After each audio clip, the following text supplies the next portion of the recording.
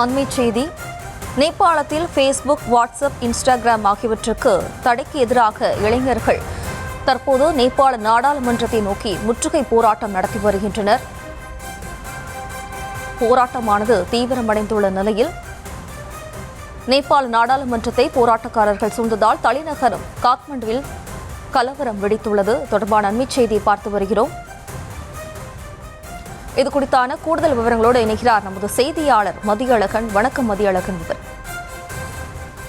நேபாளத்தில் கடந்த 4ஆம் தேதி முதல் ட்விட்டர், ஃபேஸ்புக், இன்ஸ்டாகிராம் உள்ளிட்ட பல்வேறு சமூக வலைதளங்கள் முடக்கப்படுவதாக அறிவிக்கப்பட்டு இருக்கிறது. அந்த தடை உத்தரவு தற்பொழுது அமலிலும் இருக்கக்கூடிய நிலையில் இந்த உத்தரவிற்கு எதிராக நேபாளத்தில் இருக்கக்கூடிய இளைஞர்கள் கடுமையான போராட்டத்தில் ஈடுபட்டு வருகிறார்கள்.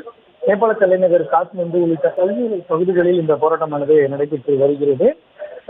அரசினுடைய இந்த உத்தரவு கருத்து சுதந்திரத்தை நசுக்கக்கூடிய வகையில் உள்ளதாகவும் கருத்துக்களை தணிக்கை செய்யக்கூடிய வகையில் உள்ளதாகவும் கூறி இந்த போராட்டத்தில் இளைஞர்கள் ஈடுபட்டு இருக்கிறார்கள். இளைஞர்களுடைய போராட்டம் காரணமாக பல்வேறு பகுதிகளில் 144 தடை உத்தரவு அமல்படுத்தப்பட்டு இருக்கிறது. மேலும் நாடாளுமன்றம் உள்ளிட்ட முக்கியமான அரசு அலுவலகங்களுக்கு செல்லக்கூடிய கட்டிடங்கள், அந்த பகுதிகள் அனைத்துமே பாதுகாக்கப்பட்டிருக்கின்றன. குறிப்பாக தடுப்புகள் அமைக்கப்பட்டு போராட்டக்காரர்கள் அதனை நோக்கி முன்னேற முடியாத வகையில் நடவடிக்கைகள் எடுக்கப்பட்டிருக்கின்றன.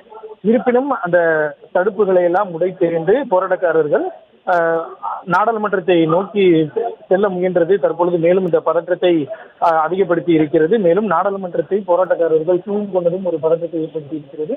ஏற்கனவே இது சம்பந்தமாக நடத்தப்பட்ட அதாவது போராட்டத்தை அடக்குவதற்காக நடத்தப்பட்ட துப்பாக்கி சூட்டில் ஒருவர் பலியாகி இருக்கிறார். மேலும் 80க்கும் மேற்பட்டோர் காயமடைந்திருக்கக்கூடிய நிலையில் இந்த போராட்டம் என்பது தற்பொழுது மேலும் தீவிரமடைந்து நாடாளுமன்றத்தை நோக்கி செல்லக்கூடிய வகையில் இளைஞர்கள் தொடர்ந்து தங்களது போராட்டத்தை முன்னெடுத்து வருகிறார்கள்.